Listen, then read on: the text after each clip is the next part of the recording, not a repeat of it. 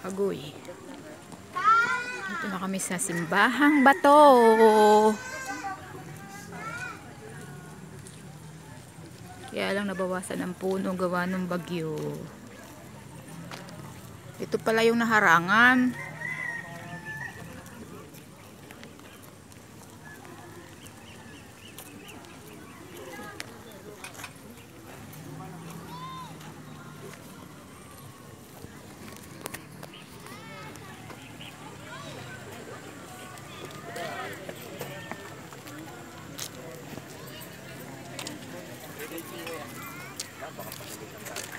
Kape.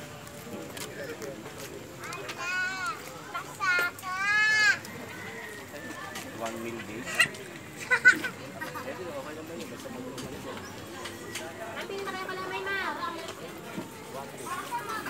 Daming mga tinda, mga kakanin.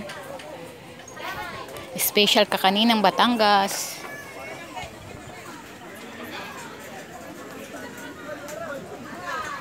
Ay, magdiwa ni Ate Rosa. Simbahang Bato.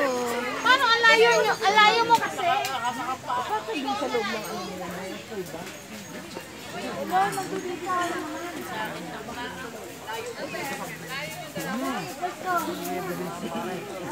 Talaga ayaw pa sa mga. Di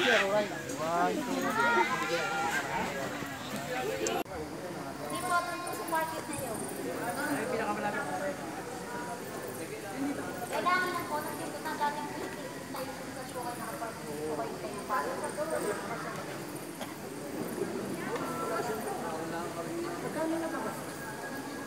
Depende po yung sa inyo, sir. Simbahang Bato ng Laurel, Batangas. Umuwi si Jesus sa Nazaret ang kanyang nilakhan, gaya ng kanyang kinagawian.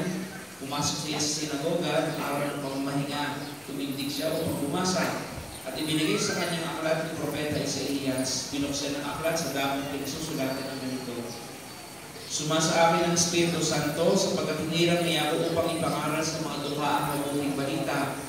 Sinugo niya ako upang ipahayag sa mga bilag na sila'y lalaya at sa mga bulan na sila'y makakakita, upang bigyang kaluwagan ng mga sinisiin at ipahayag ang pagliligtas na gagawin ng Panginoon. Binanumbo niya ang kasulatan at matapos sa ulis na paglingkod siya'y naupo. Nakatinig sa kanyang lahat ng nasa sinagoga at sinabi sa kanila na tupad ngayon ang bahagi ito ng kasulatan samantala nakikinig siya. Mga kapatid ng mabuting balita ng Panginoon.